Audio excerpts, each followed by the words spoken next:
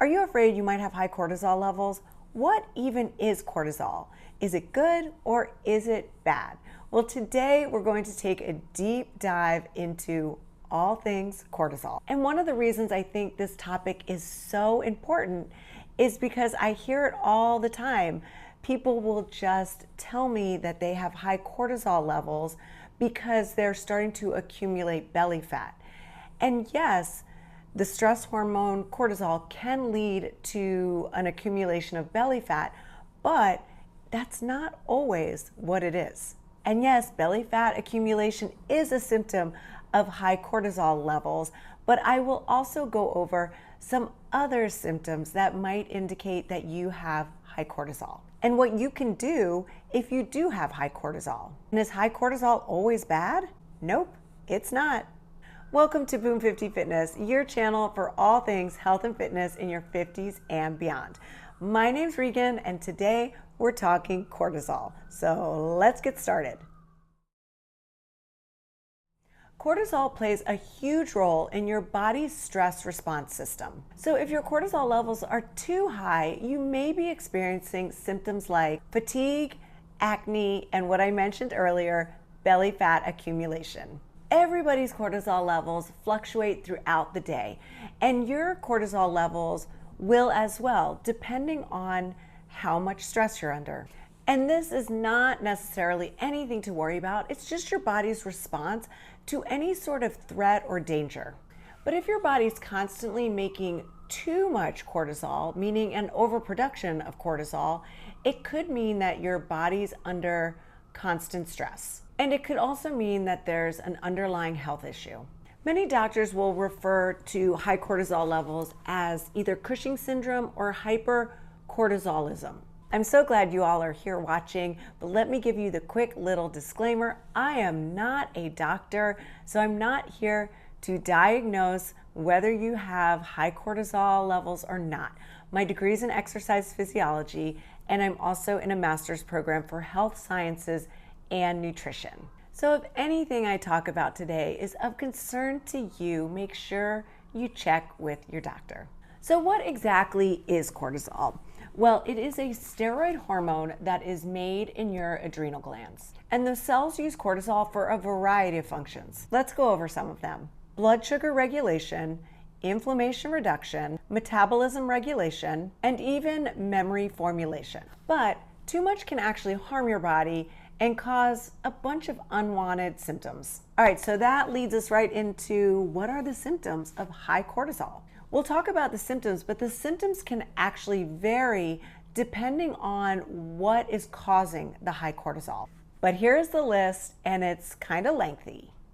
Weight gain around midsection and back, weight gain of the face, acne, easy bruising, flushed face, slow healing, muscle weakness, extreme fatigue, irritability, difficulty concentrating, high blood pressure, and headaches. Okay, so now that you know the symptoms, let's go over what actually causes high cortisol. The brain's hypothalamus interacts with different glands in our body to regulate our hormones. And when it comes to cortisol, this is known as the hypothalamus pituitary gland axis. When cortisol levels are low, the hypothalamus releases a hormone called CRH. And this causes the pituitary gland to release another hormone called ACTH. ACTH then triggers the adrenal glands to produce and release the hormone cortisol. So now let's go over exactly why the adrenal glands would release more cortisol. You all probably knew this was coming, so let's talk about it first. That would be stress. And maybe you've heard people refer to cortisol as the stress hormone. I mean, right here on this channel, I have called cortisol the stress hormone.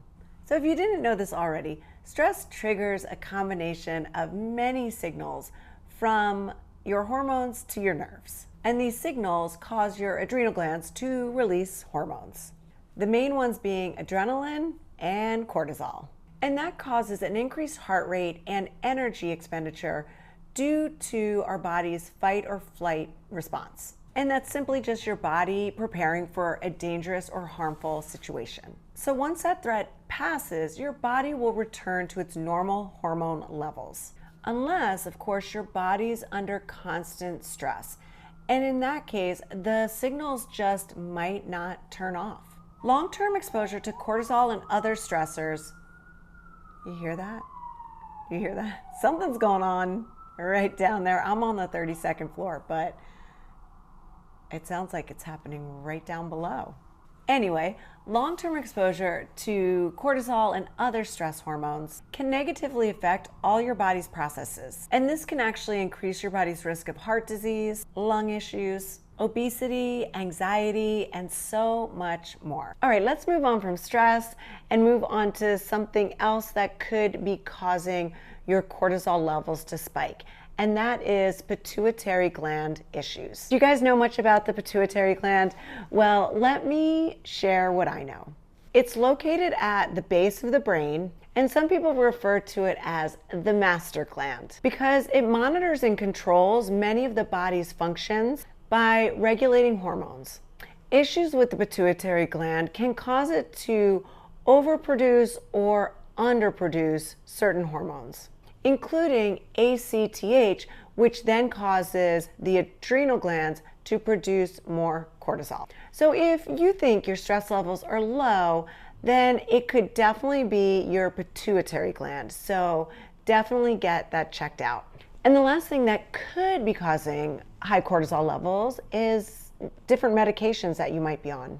So if you're taking a corticosteroid for asthma, arthritis, or certain cancers, and you've been taking it for a long time, or you're taking high doses, you may want to get checked out because that medication could be causing your cortisol levels to spike. Some of the corticosteroids you might know by name include prednisone and cortisone. So whatever corticosteroid you may be taking, you might have to do a little trial and error before you find the right dosage that doesn't raise your cortisol levels. And that is definitely something a doctor can help you with. And anyone out there that thinks they might have high cortisol and you don't know what could be causing that high cortisol, you should check with your doctor. And they can check your cortisol levels with a simple blood test. Before I leave you guys, I just want to mention that high cortisol levels can really take a toll on your health. And if left untreated, high cortisol can contribute to a number of different health conditions like cardiovascular disease, osteoporosis, insulin resistance, and diabetes. So please, if you think your cortisol levels are too high, go get it checked out. And I've mentioned this in other videos. Exercise will cause the cortisol levels to go up, but that is not a reason to stop exercising, because what will happen is the cortisol will come back down. And one of the best ways to bring that cortisol level back down to normal is to go for a walk after a strenuous workout. You guys, I hope you found this video helpful. If you did, don't forget to give it a thumbs up.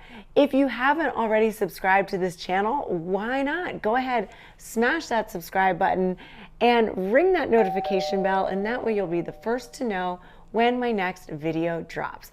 I will see you guys all next Wednesday. Goodbye. And there's my girl all snuggled up. It's a rainy day in the city. I'll see you next Wednesday.